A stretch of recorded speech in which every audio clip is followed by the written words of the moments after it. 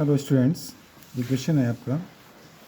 Limit of N approach to infinity of 1² + 2n² + 3² plus N so one up to N term का square तक upon N cube.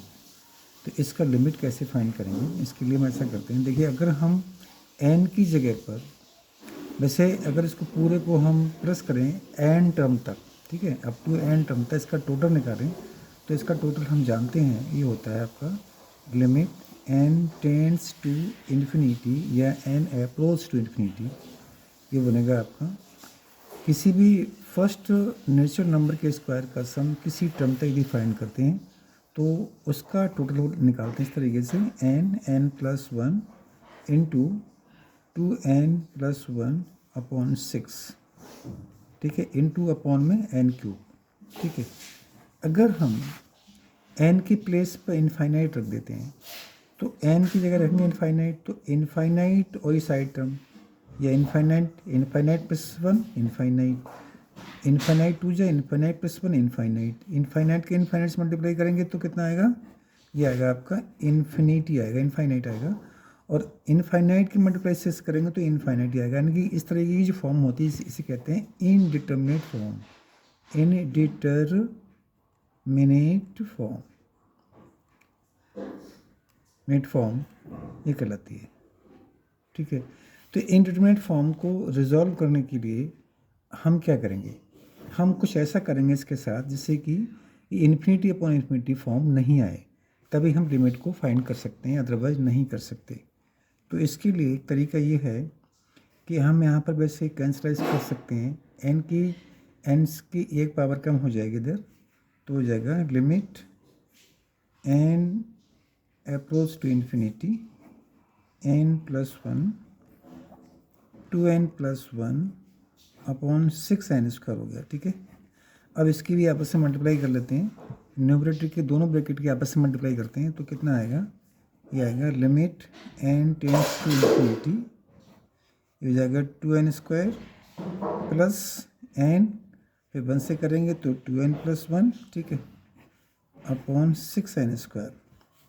इसको थोड़ा आगे solve कर लेते हैं तो ये बनेगा limit n tends to infinity, ये 2n² इसे आ जाएगा n2n 3n, ठीक है, तो 3n+1 हो गया, ठीक है, अपॉन 6n² हो गया। ठीक है, अब यहाँ रखते हैं इनफाइनाइट, तो इनफाइनाइट आ जाएगा नीचे, यहाँ रखते हैं इन्फिनिटी प्लस इन्फिनिटी में 1 ऐड करेंगे तो इन्फिनिटी रहेगा, तो infinity upon infinity once more time, एक बार फिर से ये आपका infinite upon time, infinite upon infinity, ये इंडिटरमिनेट फॉर्म आ गई। तो इसके लिए सॉल्व करने के लिए एक रूल होता है, रूल कौन सा है? रूल है एल हॉस्पिटल या L Hopital rules, L Hopital's rule होता है।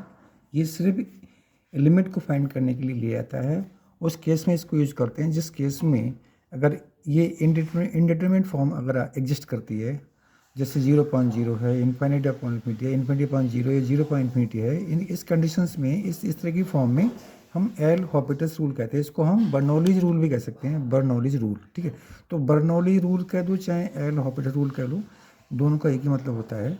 तो इसको करते क्या है, इसमें ये होता है, जैसे मान लीजिए आपका कोई एक लिमिट है, मान लीजिए x tends to c negative पर, ठीक है, और यहाँ पर कोई एक फंक्शन f(x) है, कोई फंक्शन दूसरा g(x) है, तो यहाँ पर अगर ये इंडिटरमिनेट फॉर्म एग्जिस्ट करती है, 0.0 करती है, इनफाइनाइट अपॉन इन्फिनिटी एग्जिस्ट करती है, मतलब इंडिटरमिनेट फॉर्म अगर एग्जिस्ट करती है तो हम क्या करते हैं, इसका न्यूमरेटर का डेरिवेटिव और डिनोमिनेटर का डेरिवेटिव फाइंड करते हैं, इसे कहते हैं एल हॉपिटल रूल।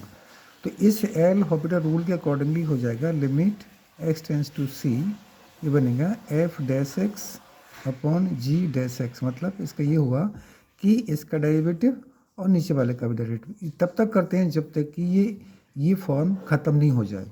तो वो यहाँ करेंगे, देखो यहाँ पर वही रूल यूज करते हैं, तो हो जाएगा limit n tends to infinity, तो ये बनेगा आपका 2n²,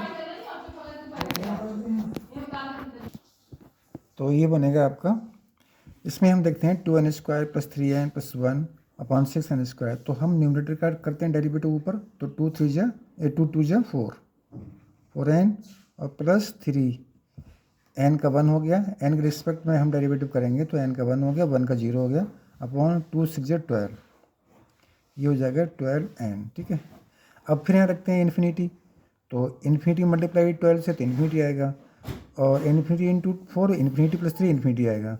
तो ठीक है, ये फिर से एक बार आपकी इंडिपेंडेंट फॉर्म एग्जिस्ट करती है। ठीक है, तो इस फॉर्म को हटाने के लिए क्या करेंगे, एक बार फिर से हम ऊपर करेंगे डेरिवेटिव, नीचे भी करेंगे डेरिवेटिव, तो limit n tends to infinity, और ऊपर हो जाएगा 4, 3 का 1 हो गया, n का 1 हो गया, 3 का 0 हो गया, n का 1 हो गया, तो 4 अपॉन ये 12 हो गया। ठीक है, अब इसमें n नहीं बचा तो हम इन्फिनिटी नहीं लगा सकते, तो इसी को कैंसिल कर सकते हैं, 4 बन जा 4.12, 4 बन जा 4, 4 3 12, यानी 1/3 इसका आंसर हो गया।